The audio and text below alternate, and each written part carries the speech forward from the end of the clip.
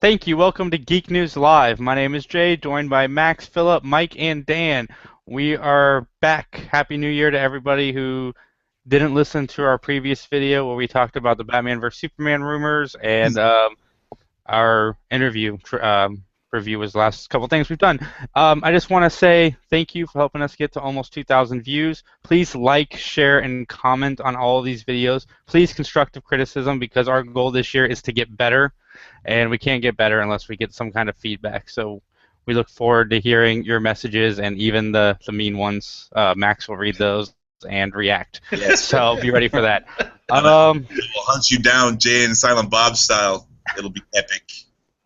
We got a review for American Psycho coming to you later this week. So yeah, stay tuned for that, and we're just gonna get right into it. Agent Carter premiered last week. I'm gonna start this whole review process. I thought Gotham sucked. I was looking forward to Gotham. Shield, I thought I'm talking about the first season of Shield when it debuted. I thought it was weak. So going into Agent Carter, I expected a steaming pile of dung, and I didn't feel it was. I enjoyed it immensely. There's parts of it I didn't like the every 5 to 10 minute reminder that it's Captain America. Like, oh, don't forget, it's Captain America. Hold on, we have a radio show. We're going to mention Captain America. Wait, we have a flashback to Steve Rogers going down. It's Captain America. Check out Captain America, why she is beating up a guy, but we're going to play this Captain America radio show why she's fighting. But, it's been a long time since this kind of character has been on television. I don't think Alias maybe was the last time we've seen like a woman like kicking ass on screen. So yeah, I enjoyed it. It does have flaws, but as far as anything we've seen from the superhero genre, with the exception of Arrow and Flash, especially coming out of Marvel, I think it's a pretty strong. And it's only got 6 more episodes left, so I hope they can get away from the Captain America thing and actually, because it takes up what 5 minutes of each episode, the flashbacks. But anyway, um, Philip, I'm gonna let you go. What are your thoughts on Agent Carter? So I had a different expectation because I remember the Agent Carter one shot that they did. I can't remember which Blu-ray they released it with. I think they did it on the DVD too, but not sure. And so I was expecting that. Now the nice thing about those was it was very action-packed. You still had some of the sexism because it represented the 40s back then. I mean, that's just natural. But she was a very empowered woman, a very strong woman. I felt in this show, I agree with Jason. I hated the Captain America constant references. I figured the first episode, sure, gratuitously mention it. It makes sense. It's the first episode, right? Second episode, I expected a much leaner show. They got a little bit better in that regard. But my biggest thing was it felt like they didn't know what they wanted to do with her and the theme of the show at times. Because it seemed like there were times where she was insanely strong, and then there was other times where she was insanely weak or insanely overly what's the right word here? I guess almost like a girl, like a little girl. Like I remember they go to show her the house that Jarvis is showing her around, and suddenly they show her the bedroom, and then she turns into what looks like a 12-year-old girl when she sees the bed and just starts laying on it and doing all kinds of little stuff. And I was like, what? I was like, that doesn't fit the character, but I guess they're trying to make it fun and light, but okay, whatever. And it was things like that that got off for me. But what I really enjoyed was the way they had all the individual characters in the show, the bad guys and all that. They were detailed enough that it was at least interesting. I think I could combine the 2 episodes to one good episode, and I'm hoping that they move on further on and they actually get better. Mike? Yeah, well, I mean, I actually enjoyed the first 2 episodes quite a bit. I think you're right, Jason. The fact that they've only got like 6 more episodes, that's a limited series, they kind of have to get their mission statement out there as quickly as possible and do what they can with the time allowed to them. So, in that sense, it's way better than the first season of S.H.I.E.L.D. in that sense because, yeah, they're not pussyfooting around stuff. They're trying to get right to the meat of the story. I'm interested in seeing what mystery develops out of that, or how it actually, if at all, it ties into the bigger Marvel universe in the long run. Honestly, I understood some of the Captain America stuff. Like in the first episode, the intro, for anyone who did miss out on Captain America: First Avenger, or who doesn't even remember who Peggy was in that movie, it is a quick kind of recap, and for me it made sense because it is only about a year or so after he's disappeared. So she's kind of mourning still, or trying to move on with her life, and also it's after the war and everything like that. So she's trying to find her place in this world now that doesn't need her to be so much a soldier. And yeah, male chauvinism is notched up to 11 in this 1946, like to the point cartoonishly so. Yeah. I mean, I'm sure it was rampant with that much sexism in that time and everything like that. But there are times where it seems they go out of their way to be really unlikable assholes. There's only like one guy who's nice to her in the organization, outside of Jarvis and Howard Stark. But I actually like the Captain America radio show thing in the second episode because that would be the kind of thing that would happen in 46 following World War II. You'd have this like, yeah, hell yeah, America propaganda, where you would have Captain America radio serials, essentially, of him fighting Nazis. And yeah, Peggy Carter would be portrayed, or whatever her name is in the radio show, would be portrayed as like a damsel in distress. Meanwhile, they juxtapose it with scenes of her actually kicking butt. So I kind of dug that a little bit. It got a laugh here and there from me. Ultimately, I'm just really curious to see if at all it plays into the larger story that Marvel's trying to tell. Like, I heard rumors that she's supposed to show up in a flashback in Ant-Man. I'm not sure. I just heard, those are just the things you kind of hear.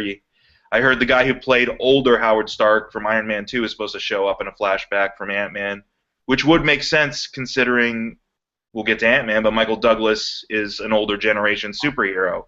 So I'm curious, and I'm definitely going to tune in. I mean, that's the thing, too. It's not a long-term commitment. It's only a couple of weeks. Yeah. I have a feeling it's not going to let us down. Max. Yeah, I felt pretty lukewarm about it. I wasn't, angry that it was on television, and I'm not super excited to watch this next episode coming on here in an hour or so. It was just, it didn't lead me anywhere that I didn't see, I didn't go anywhere new, like they didn't do anything that I was just like, holy crap, that's super cool, it's really smart, or, anything like that. Even Gotham has one of those, so, but we'll see as they go along. They got 6 more episodes, and I did like the Captain America radio show, but just because I'm like, how does it stay on the radio? Like, this chick, these Nazis, this like group of 7 Nazis, always breaks in, catches a chick, and gets her out. And that's like always the same story every time. And I was like, come on, can it be something else? Something else. Superman and Lois Lane, dude. That's what it. Yeah. True enough. Fair enough. But I don't know. Like it seems to me like Lois Lane is always poking her head where she's not. She's not supposed to. And this chick is just doing her job in a secure government facility, and then some random Nazis show up and take her off. But anyway, no, that's what I thought was good about the radio show. Every time I heard it, it was the exact same. Like, oh no, we are the Nazis, and we have come to take you. And then it's goofy. Holy crap, yeah. I'm at work right now. How did you find me? Like, oh man, so yeah, that's great. Quick note: did anyone else notice that Farva from Super Troopers was in it? Oh yes, he was the dude. She like stuck a knife or a fork in. Yeah, like, stuck a fork in him. Oh yeah, at the diner, he was being a real jerk. Yeah, again, the chauvinism notched to 11. I want him so bad. I want him so bad to ask for a liter of cola or a large Farva. Dan, your thoughts on Carter? It seems like they spent.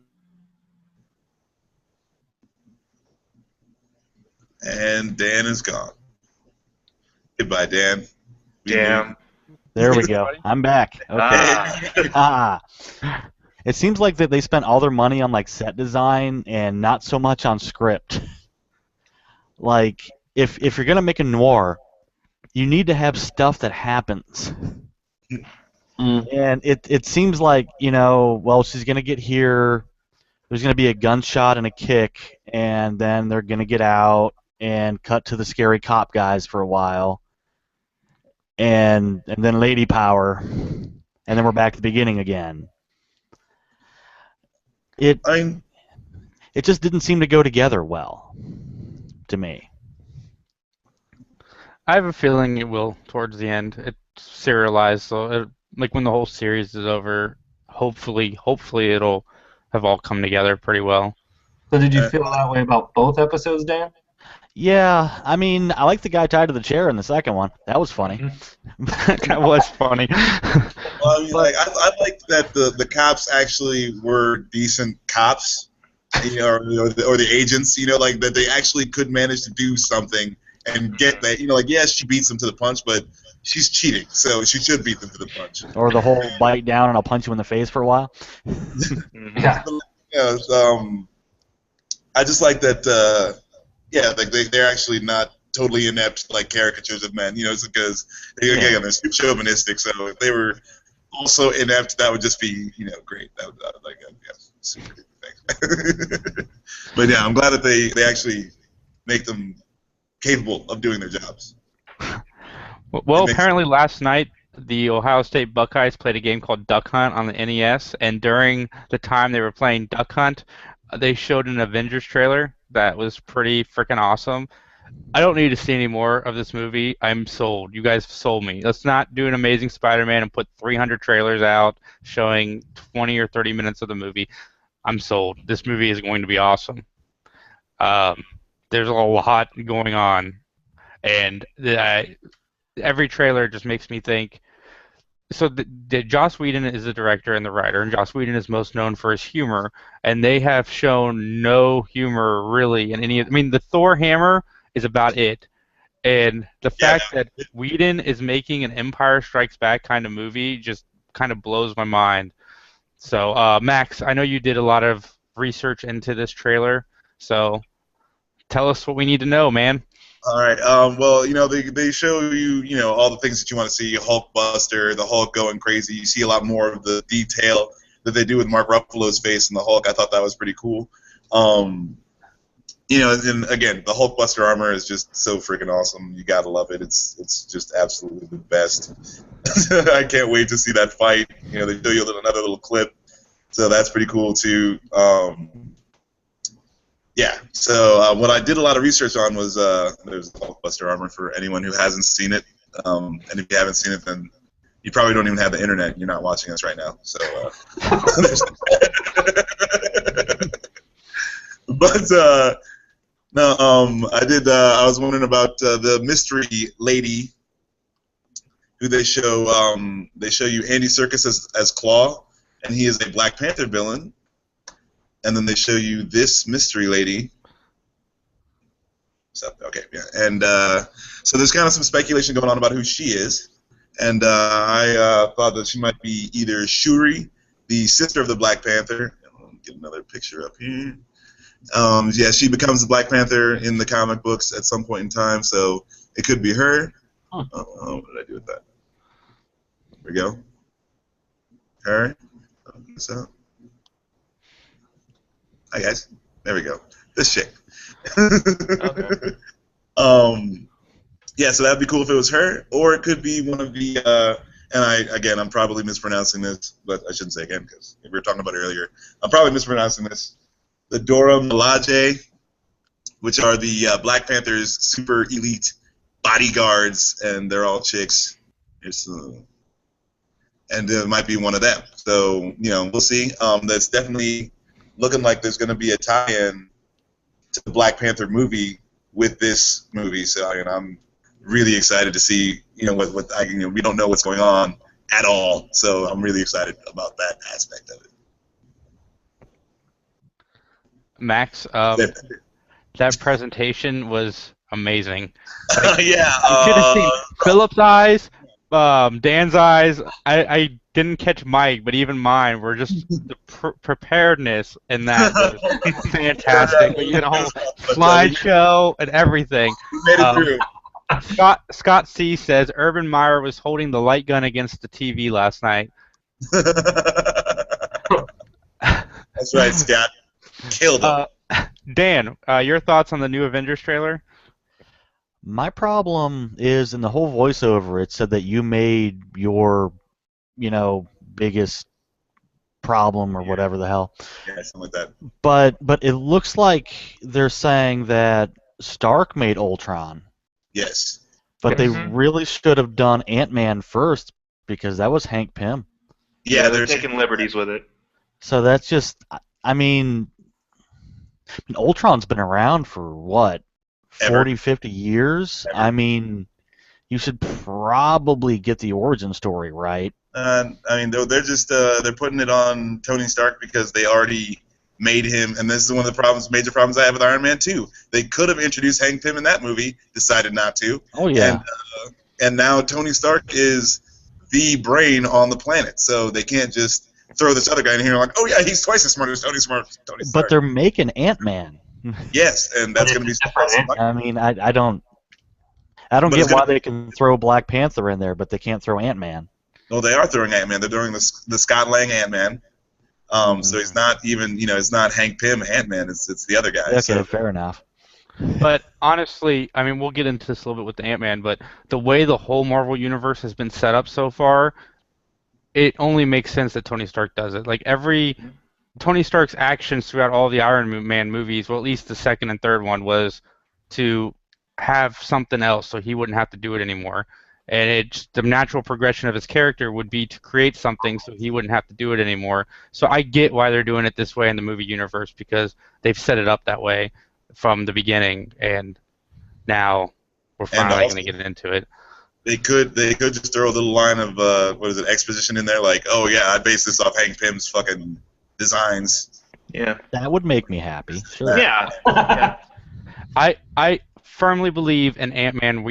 I guess we'll talk about both of these at the same time. I firmly believe in Ant-Man. We are going to find out that Hank Pym has been more involved with everything that's been going on than we realize. Like, I think we'll find out he's been a lot of behind-the-scenes stuff with, Shield and Fury. He just hasn't been in the movies yet, obviously. But I have a feeling, like, with Iron Man 2, he could have been involved with when Nick Fury gave Stark the cure for his techno virus thing that could have come from Hank Pym. They're just gonna go back and digitally add him to all the movies. Don't even get me started on Iron Man 2. They're gonna Hayden Christensen him? Yeah, yeah. They're gonna Boba Fett the crap out of that dude. Jabba the Hutt. Amit M says, and they haven't redone Fantastic Four to provide a second super genius. Yeah. Right. They Well, they have. can't. They're That's a redoing it coming. right now.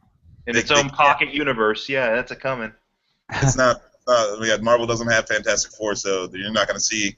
You can't see Reed Richards; he's out of the picture. You can't see Professor X, even though he's not even really a scientist. You can't see, they're so limited, and their hands are so tied at the beginning of it that this is the way they have to go. Like there weren't really a lot of plausible options. Mike, your thoughts on the Avengers trailer? I mean, I was already sold. Yeah, like you said, I'm already sold up by the first one. Yeah, I'm definitely excited to see it. You're right. There wasn't any real humor to be found in this new one, but also Whedon, along being known for his humor, is known for being really unpredictable in terms of what major losses you're going to end up with at the end of the day. So I'm kind of curious to see if everyone does what, because I think that's been a main complaint for a lot of people is that there haven't been real big stakes in the Marvel movies yet, because all the characters kind of walk away fairly okay, except for Coulson, I guess. But he did eventually. Yeah, he came back, so it's just like, so I'd be interested to see if someone does actually bite it in this movie. That'd be cool. Like, I think Hawkeye can get it, or Black Widow can get it. yeah, I mean, because I have a feeling they do have plans for characters like Hulk down the line, but yeah, with something like they're showing a lot of Black Widow in this, and kind of whatever her relationship with the Hulk is at this point. That trailer may look like Hulk's kind of relying on her for something. Yeah, Betty Ross. She's taking over the Betty Ross role. Essentially, yeah. So it'd be kind of interesting to see that take a tragic turn. With regards to the whole Pym thing, yeah, and it's been established. I mean, the way the Ant-Man thing sets it up is that Pym's been messing around with this technology for decades. From the looks, he's just old and needs someone to carry on his legacy. So who knows? Yeah, maybe Stark takes influence from some of Pym's designs, perhaps, or something. It'd be kind of cool to throw in a little Pym reference there, and so forth. Because at this rate, we'll talk about Ant-Man again. I keep getting to Ant-Man, but it looks like we won't even have like a fully formed Wasp even for this universe. No. See, I think the name Wasp is taken because Wasp was in the. Oh no, they call her Wasp in the X-Men movie. No. No, what do they call her? No. I don't remember. Oh, you're thinking of the prequel, the First Class one? First Class, yeah. They called her Angel. Angel, okay. Yeah. Which is the name of another X-Man. Yeah. Has nothing to do with her. Yeah, I was confused on that one. I just thought, I was like, why don't they just call her Wasp? Anyway, BTW, Joe Perino says, I just have to say, James Spader voice scares the hell out of me. It couldn't be more perfect. I agree. He needs to quote more Disney songs. Yeah, dude, that I've Got No Strings music is like retarded creepy. That is, like, I can't stand it. Like, that's the only reason I don't like the trailer. I was like, I wish they were playing something else. It's like, it does a trick. It doesn't. It's really like creepy. When you wish upon a star. Nice. Joe, if you want to see a more happier Avengers 2 trailer, you can go on YouTube and type in Pee Wee Herman does the voiceover. He does all James Spader's lines and makes it less creepy and more funny. So No, I need go to ahead and watch check that out. It's funny. It's worth the laugh. I think it was on Fallon. Philip, your thoughts on Avengers 2? So I was excited on the first one. This just gets me even more hyped because it looks like that fight isn't going to be a passing fight between Hulk and the Hulkbuster. It looks like that's going to be a knockdown, drag down. We're going to destroy bits and pieces of South Africa or Wakanda, whatever they're going to call it. New York City. And so that looks awesome. I'm super excited for that. I'm excited because I think basically what Max has mentioned is that they're going to start touching on Black Panther in this. I think the announcement of, oh good gosh, I just forgot his name. Chadwick Boseman. Chad Boseman, yeah. Jackie Robinson, yeah. Yeah, there you go, Jackie Robinson. But I think the announcement of him last Brown. summer was intentional. I think he's going to show up in this movie, and whether or not it's going to be in a cameo, whether or not it's going to be him in the full outfit, we'll see. But I think they're showing too many things that kind of relate to it. And then the big thing that I'm kind of envisioning as part of the plot, or at least pieces of it, is if they're going to do Wakanda, Wakanda's known for vibranium, which is extremely powerful and useful, which would be perfect for somebody who wants to take over the world, a.k.a. Ultron. So I definitely am excited about that. That's what Cap's shield is made out of, right? Yes. Okay, yeah. And I think that I think it's going to be a very dark movie, and we'll see who dies. I think they're going to. I don't know if they're going to kill anybody, but I think they're going to make somebody maybe disappear. Like, I could see them making Hulk disappear for a while, and they talk about it in the other movies or the show and saying that, because to me, if they're having this kind of knockdown, drag-down fight, unless they've already beaten Ultron, that's a really big problem then. Because that basically means that we've got to get Hulk off the planet because he has lost it. I think Brody is going to die. Brody. I was like, Brody? Brody. I think he is going to be the one that dies. Nah, dude. He's not even. Nah, dude. You want to get Stark emotionally involved and you want to pull some emotional strings, there you go. And that could be something that paves the way for the Civil War. Yeah, that's the rumor, that there will be a rift by the end of this movie between Captain America and Tony Stark. Yeah. I predict Andrew Garfield's Spider-Man is going to die, and they're going to have to recast a new Spider-Man. Oh, Yep. Mike, Oh, I'm glad you said that. I was watching a show, and Civil War starts filming in a couple months in Atlanta, and they just put out a casting call in Atlanta for the Amazing Spider-Man 3 extras. At the same time, same month, same city, same state. I thought that was debunked already. I thought that was proven to be I heard about it, but I thought someone said, yeah, that's horse hockey. I haven't heard yet. I heard it on a reputable site. We can cuss still, right? Yeah, Yeah. what the fuck? Oh yeah, that was horse shit then. Amit says, don't they need War Machine for Civil War? It would be nice to have War Machine for Civil War. It would also be nice to actually have a War Machine, not like a pseudo Iron Man. I want a War Machine. Like the bad guy in Iron Man 1, War Machine should look like that. So Okay. maybe the War Machine armor gets blown up and they give him some real War Machine armor. Moving on to our next subject, which we all greatly wanted to touch on, is Ant-Man trailer. I'm going to save my review for a little while, but the one thing I want to say about it before I pass it on to Mike is the way that they are promoting this movie is genius. The little trailer the size of an ant that they released 2 hours before or 2 weeks before they released the big one, that's freaking brilliant. Like, they know this is another Guardians of the Galaxy property that sounds silly, and they are eating it up. Like, it's just Marvel. Like, fuck you. We know you're coming to our show. Here is this little ant trailer that we're going to show you. I thought it was brilliant. Mike, your thoughts on Ant-Man? I will agree. And speaking as someone who's not a fan of those trailers for trailers things, like in 2 days, see the full trailer of the crappy Total Recall remake or whatever that was. But like, at least it was creative with it. Like, I see what it is, and I'm like, oh, okay, here we go, a 16-second like glimpse at someone's hand. But then, like you see it, like I'm like, what the hell? Oh, I get what they're doing. Okay, that's cute. And like the poster looks really cool too, just a wee spot right there, which is probably fully detailed, probably if you blew it up. But I like the trailer.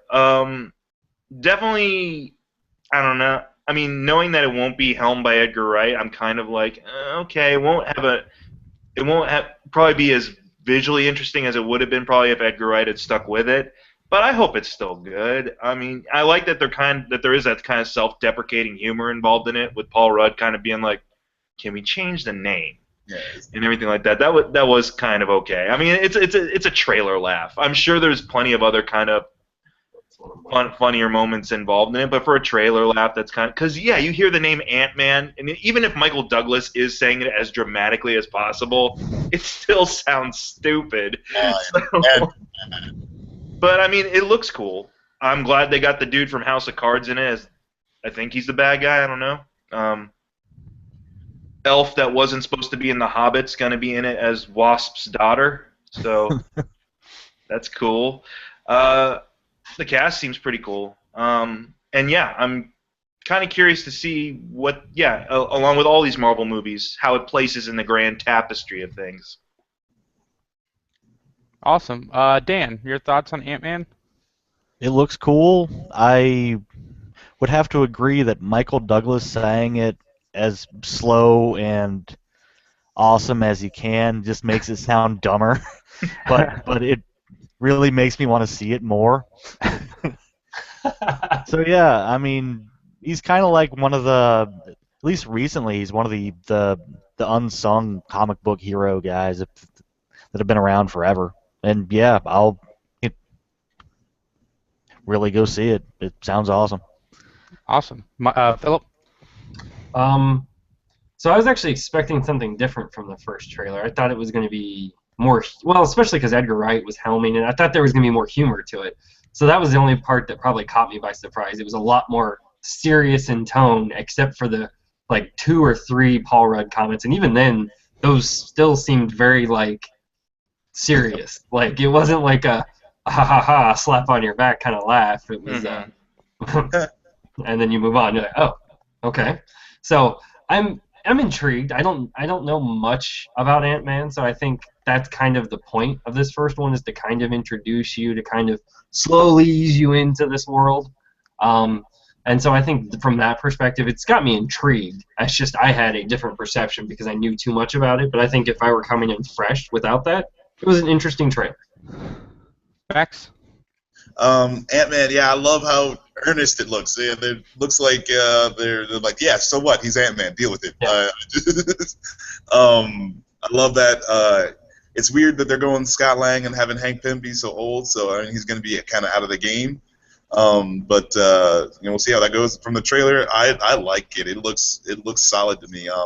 if Guardians, I mean, if I was worried about Guardians and it hit as well as it did, then I think this movie is going to have even better, a feel for me. Just as as a comic book guy, I like what they're doing. And then Ant-Man, is like 7 different superheroes, so it's really cool. I'm really interested to see how they do that too, because like Iron Man had all his different armors. If they actually have Hank Pym go through and have his, it's Goliath, Yellow Jacket, Giant Man, just like all the different different stuff going on. That'd be really cool. So I'm really excited to see it. The trailer looks great. Yeah. Paul Rudd looks like he got into hella good shape for that too. Yeah, that's very ridiculous. Yeah, he's like, check out the abs. So yeah, I mean, no, it looks good. It looks really good. Yeah, this movie was written by Adam McKay and Paul Rudd. Mm-hmm. So I think the humor is there. It's just they're not showing it to you yet because they don't want it to seem extremely silly. But yeah, my favorite part was the last line of the trailer. I thought that was fun. Can we change the name? It's a little wink to the audience, like, yeah, we know this is silly. Just bear with us. But yeah, I'm looking forward to seeing it. I wouldn't be surprised if he shows up in possibly the Avengers 2 at some point, maybe in the after scene or something, to kind of, because you want people to know that this is connected. So the best way to do it is to do it in the Avengers 2. So I have a feeling that we'll see it then. But yeah, the trailer was fun. The propaganda for the trailer was more fun than the trailer was, I guess. But all in all, it was a good experience. Moving on, Batman vs. Superman. The rumors of it being split into 2 films. Henry Cavill says it is not true. Who knows if they're pulling a J.J. Abrams con or if it's really not true or what is going on. This movie has a lot of months of shooting behind it, more so than most normal films do. It's very Batman heavy from what I've read, and the rumor makes sense. But, some silly person on the internet posted a photo, and then all of these reputable news sites ran with it, and then we did a video. Our video was more commentating on, how we wish it would be true. I still believe this movie, we're going to see some form of it this year, but we will find out shortly. Max, your thoughts on Henry Cavill saying this is not true? He's a jerk. I mean, he should at least let me, dream. Like, why do you got to crush a man's hopes and dreams? Hey, man, he'll snap your neck for that. I mean, that's what he does. He's Superman. Henry Cavill makes me sad. That's all I got to say. I want it to be true. Anybody have any thoughts on this? For that screenshot that made around, anyone can make that screenshot. I'm just saying. It's the most generic, like, oh, here's the announcement, or whatever. So it's like, it could be, it could go either way. Honestly, I need to see if I just want to see frame 1 of this thing before they start getting this hype. I mean, the hype machine's been rolling, but I'm like, oh, we're gonna do the traditional split it into 2 parts now, even though it's not a book.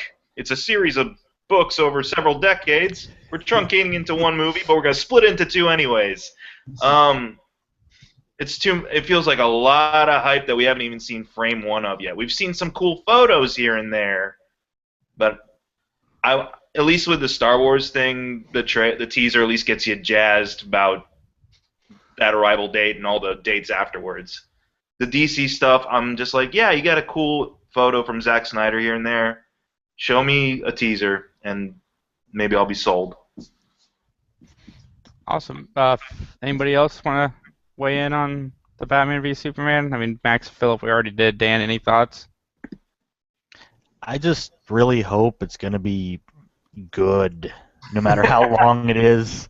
I mean, I'd really rather they not make a trilogy of it if it's going to suck. Batman v Superman: An Unexpected Journey. Yeah, really, and add in a bunch of other shit from other things. But yeah, I don't know. I really hope it's going to be good, but them not releasing anything yet, like any motion stuff, kind of really worries me. Well, it's still 14 months away. That's why I think it's coming out soon. They're putting a trailer, the rumor is they're putting the trailer before Jupiter Rising to help boost the sales of that movie. That movie's gonna suck. Yeah, they're probably thinking that movie needs a lot of help. So There you go. Go watch Jupiter Rising. Actually, I'll go pay to watch the Batman trailer and then leave. I'm actually curious to see Jupiter Ascending, but Or Jupiter Ascending. Same here. The only thing that scares me about it is it's supposed to be a summer movie that they pushed off into February. yeah, that's never really that good. Dan and Mike, this one is for you guys to comment on, as the rest of us haven't really seen the show yet, which we will be reviewing this show sometime before the end of the year. But Twin Peaks, Kyle MacLachlan is officially signed on to come back. Thoughts? Dan? You want to go first, Dan? Oh. Mike? You still there, I Dan? froze again. My bad. Oh, okay. I was like, Okay. Kind of got lost there. All right. Having Kyle MacLachlan come back to Twin Peaks, it's like you couldn't have an Evil Dead series without Bruce Campbell. It's the same thing with me. I mean, MacLachlan kind of made that show. mm-hmm. He just kind of showed up and said, "I'll just do whatever you tell me. Throw rocks at bottles to find bad guys. That's fine." But I mean, just his weird, quirky, character guy. I think he might be the only guy who could do that one. And here's the whole thing too: is the way they left Twin Peaks when last we saw it. Yeah. If they bring him back, I'm really curious to see like this is only between I guess Dan and me, like who's in control. Yeah. Because let's face it, Kyle MacLachlan, I don't know what you guys think about him on Agents of S.H.I.E.L.D., but as I'm watching him turn out crazy on there, I'm like, okay, if he comes back to Twin Peaks like this, I can kind of sort of see where they left off, but I'm kind of wondering what the story will be because that whole thing's centered around, a girl's murder, and now it'll be 20-some years later. What's the story going to be now for that? We'll find out. I'm sure we'll get a synopsis here shortly. Synopsis in Twin Peaks doesn't help you at all, sir. Yeah. David Lynch is just going to put up some prose up there, be like, "Have you ever considered the sunset at night?" And then that'll be like the pilot's description. I'll be like, I want to thank everybody who's listening to us right now. We're actually at a record of current live listeners, so thank you very much. Please send in any questions into our feed. Like, comment, and share our video to anybody that you know, Facebook, YouTube, or Twitter, whatever. The last news story I have, and then Philip and Max have some stuff, is George Lucas was originally going to direct Star Wars Episode 7, and then he was going to sell it to Disney, which I don't know why Lucas thinks that's news to say, because Mark Hamill and everybody else has more or less said that is true. I guess after Return of the Jedi, Lucas had said something to him like 30 years from now, we'll come back and we'll do the next trilogy. And a few years ago, they had a meeting like a month before they sold to Disney. But I'm glad Lucas is nowhere near this film. He should be. Yeah, he doesn't need to be. He left it in good hands. He can go and enjoy it like a fan. He left the synopsises, which is wonderful. Hopefully, they follow the good parts and leave out the Jar Jars. Max, you're our Star Wars guy. You and Philip, so you guys go first. No, I'm so happy that George Lucas has nothing to do with this movie. If he was in charge of it, I don't know that I would go watch it. In all honesty, as much as I love Star Wars, I don't know if I could put myself through another another Attack of the Clones. I can't do it. I don't have that in me. So that he's not in and everything is how it should be. He's not a director. He's not a writer. He's a special effects guy, and he had this great idea, and I love him for it. But he needed to pass the reins off to some people who know how to handle it. And then again, he moved the industry on. He definitely made steps that changed the industry. So he'll always have that, and he is the creator of Star Wars. But I'm so glad his hands are off of it right now because he doesn't know what the hell he's doing. That guy's an idiot when it comes to everything except for special effects. Philip. So I'm it's no surprise that that would be true because he owned the property before, so of course he's going to be the one making 7. So that just seems absurd, but whatever. He can report what he wants to, and whatever. But as far as that goes, I'm happy that he had his ideas forwarded on because, like Max said, he tends to have great ideas. He just can't bring them to a fruition. He's best when he works in a team, and that's why I think it'll still have some of that flair. Plus, I trust Abrams, to be honest, and he seems to have that respect for the material. So, in that regard, I'm excited that he's not directly involved. I appreciate the fact that he's at least got his ideas forwarded on. That's about all I really think he should have done. What he should have done for the first 3 when he made those, episodes 1 through 3, what he should have done is realize, wait a minute, I had a partner in the previous ones. Why can I do this on my own now? But he had fun creating CGI. So Yeah. Mike, any thoughts on the comments? This is, I mean, not knocking against anyone's comments at all. It's just a funny observation how fickle the geek culture can get in the span of just a couple of a decade or so. Because it's like pre the Star Wars prequels, we were all saying like, oh man, George Lucas was the man coming up with Star Wars, and now we're like, thank God he's got nothing to do with Star Wars following the prequels. It's all about touch. It's all about touch. Yeah, I know. It's just, I just love that idea. I'm a genius, and then let it go. Like. Yeah. It's like, thank you for this great space opera, oh creator of worlds. And then after the prequels, fuck you, oh great creator of space opera. No, I mean, I kind of feel, I don't know too, because that's kind of the thing too. Is he obviously doesn't need the money. Not now anymore after this deal. So it's like, yeah, if as long as he feels comfortable shepherding his baby along to someone else, then that's fine. Dan? Yeah, I mean, I've got to concur with everybody else. I mean, I don't want him close to it. And yeah, Mike, Lucas was a god before, but then the prequels came out. Yep, exactly. That's what I'm saying. Sucked. That was a turning point where it became, oh, the Messiah. Oh no, the Antichrist. Yeah, pretty much. I mean, because I mean, you could have almost anybody direct, the 7th one, and it'd be better than Phantom Menace. Mm-hmm. yeah. I mean, I don't know. Well, actually, the signal point should have been special editions. That should have been the signal point. Yeah, well. Yeah. No, I mean, but look at the track record. You have A New Hope, which was okay. It was so grand, and the effects were so crazy and new that everyone overlooked the crappiness of it. Yeah. And you have Empire, the strongest one out of all of them. It's dark, it's gritty. George Lucas didn't direct it.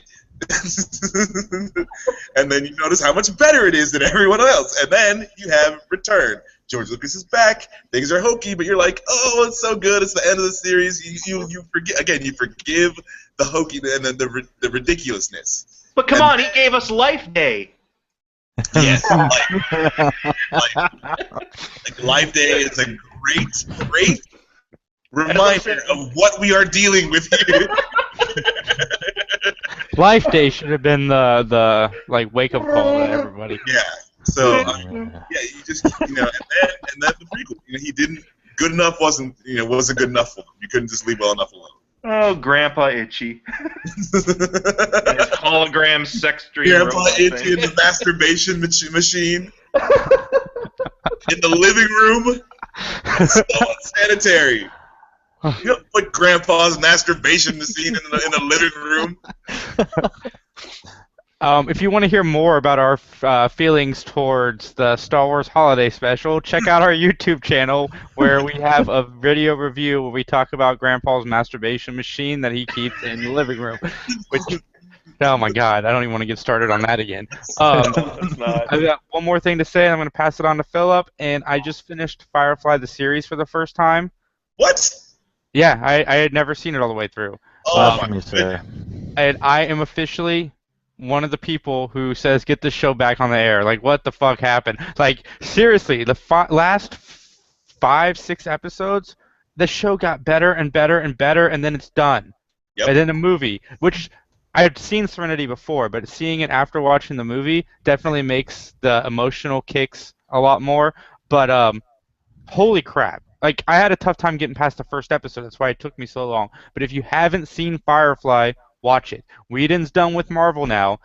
Nathan Fillion's Castle contract is up. I'm just saying, come on. They both want to do it. You know, we had the Firefly video game coming out this year, which I will be playing. They're all coming back to do the voices. Oh, nice. And that is a perfect segue into Philip. Wait, is that going to be like Mass Effect? It's a MMO. Huh. PC MMO. Okay. But they're all back. Whedon is writing some of the dialogue and stuff. But Firefly video game's a nice segue to you, Philip. There we go. What do you got? So I have basically two things. One is a flashback from the past, because I think this is our second episode, and I think I talked about independent games that were coming out or scheduled to come out for the new consoles. And finally, actually, one of the ones I was talking about is actually going to come out not quite this month, but about a month away, The Escapist, which I've played on PC. It's a pretty interesting game. It's probably, depending on what they price it, if they price it around $10-15, it's worth it. Anything more than that, it probably isn't, because it's a game that once you play through it, so what it is, you're a prisoner in this jail cell, and you need to figure your way out. You have multiple things. You have a job you can do. You can try and shuffle things in. You can beat people up and steal their stuff and try and hide it. If you get caught, you get thrown in solitary and you lose all your stuff. And you actually can end up getting beefs with people. So it's really cool. It's a lot of fun. But again, I think it's a game that probably once you've played it through and you've escaped, there's not that much replayability. And depending on your effort, you can complete it anywhere from about 6 hours to... Really, if you really want to take your time, you probably could keep going for about 30, 40 hours, because you could amass this huge collection, be wealthy and all that stuff. So that comes out February 13th. There's no real big releases this week. As far as the next biggest release, that's going to be, I want to say next week, which is the Saints Row 4 Get Out of Hell release, which is basically Saints Row 4 for the next-gen consoles being Xbox One, PlayStation 4, and then Get Out of Hell, GAT, just in case anyone's wondering. And that's going to be a standalone release that you'll be able to buy on not all the consoles, but the 360 and PlayStation 3. And that's more or less downloadable, and you can buy a physical copy. As far as the big rumor, is around the same day that The Escapist comes out, the next one is the new 3DS that they launched in Japan. Is rumored that tomorrow in their Nintendo Direct, they're actually going to announce that it's going to release in the US next month. The cool thing about that one is it's more powerful. It has a dual analog stick. I don't know how good or interesting that is for Nintendo games. I've not really played enough. I know a lot of people for the original 3DS and the 3DS XL, they had an adapter which actually had a second analog stick, and a lot of people raved about it for certain games. I never really played those games that really required it, so I can't say either way. But the big thing is, especially with the way the Wii U launched the Amiibos, the new 3DS will have built-in Amiibo support. So whereas I think if you have an old 3DS, you'll have to buy an adapter, hang off of it, and then use it.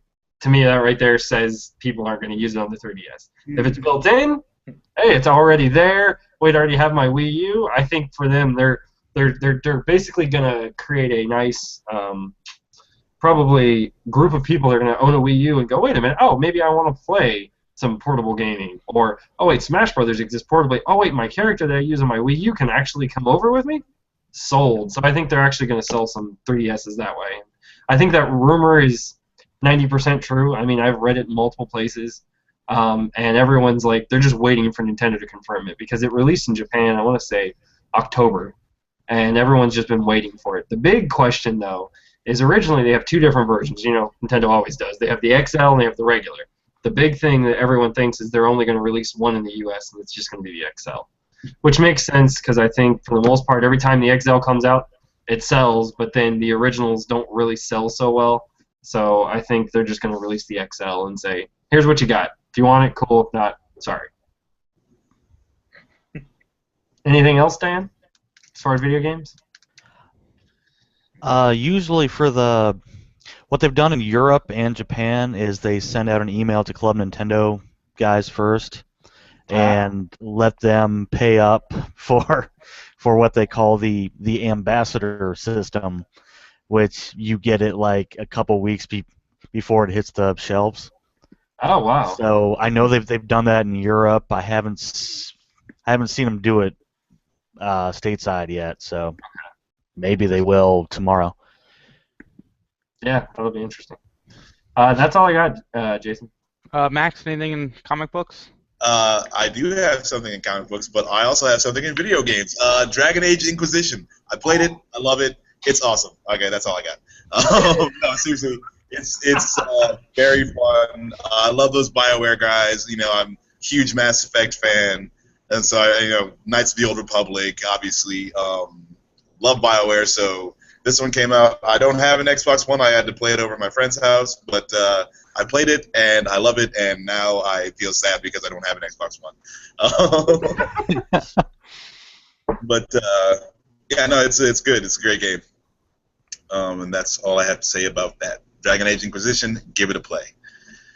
What I have for comic books is the Star Wars comic book is coming out tomorrow, so I'm super excited about that. There. And we got this. The writer on that one is Jason Aaron, and he wrote a creator-owned title called Scalped. He's also done a lot of work for Marvel, doing X-Men, Thor. He's on the original Sin event that they had. He's done Wolverine. So he's one of Marvel's writers. I read an interview with him at StarWars.com, and he seems like he's got a good head on his shoulders. He's got a feel for the material. So I'm super excited about that. The artist on that comic book is John Cassidy, and he was the artist that did Joss Whedon's run of Astonishing X-Men. If you guys have read that, it's really good artist. He's also worked on Planetary, which I think that's Warren Ellis. But yeah, he's a great artist, so I'm really excited to see him. And this takes place between A New Hope and Empire. So the rebels have just blown up the Death Star, and now this is kind of like everyone gets to take that little half breath where they're like, what do we do next? And they show, you figure how they get from blowing up the Death Star to on their heels at Hoth, and that's the what they're going to cover with this comic book, and it's an ongoing series, so that'll be pretty cool. What's up, Mike? So we might see a comic book version of Life Day. Yes. See a comic book Life Day, and you will see comic book stores burned to the ground. Yeah. Sorry.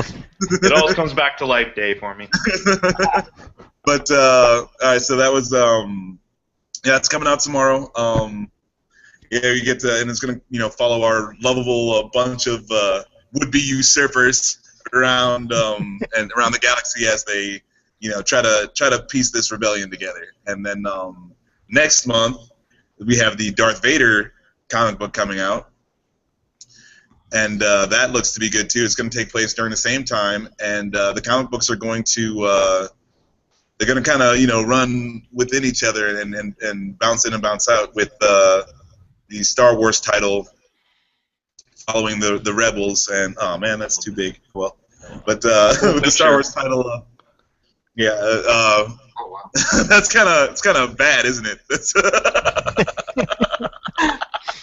all right. So anyway, the Star Wars title following the Rebels, and then the Darth Vader title following the Empire during the same period. And so while Vader will be the main villain in the Star Wars title, he's gonna, they're just showing in the Vader title how much else he's got going on, trying to, be the second-hand man to the Emperor and what that entails. So it's gonna be really cool. I think it's gonna be dark, and you get to see Darth Vader hanging out with Boba Fett and stuff like that. So should be pretty cool. And then they got a 5-part miniseries coming out starting in March. And that's the Princess Leia miniseries, and that is going to follow Princess Leia around again the same time. I don't know if they're going to tie anything into it with the other 2 comics, but it's more about Leia and her search and that's again just too big. Dang it.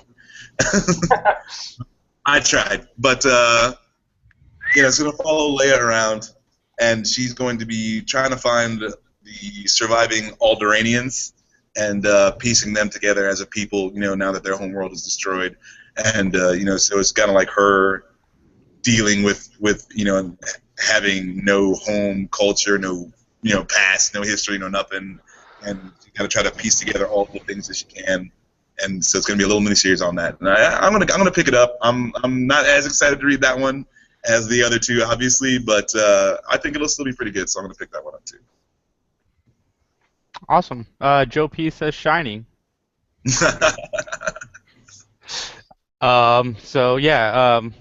Thank you, Mike, for joining us. You can check out Mike's YouTube channel at youtube.com/McGTV. Thank you, Dan, for joining us again. We love having you guys. Like I said, later on this week, we'll be reviewing American Psycho. We'll be doing a Rebels up to now review. Next week, we're going to review the Dark Knight trilogy. And then we'll be back next Tuesday at our new time, 7 o'clock, which has been way more successful. So thank you to everybody that listened to us. You broke a listening record, which is awesome. We appreciate it. Also, check out Game Island for all of your video game needs and everything. Go to gogameisland.com, or if you live in the Columbus area, check them out at Polaris. My name is Jay. For Philip, Max, Mike, and Dan, have a great night.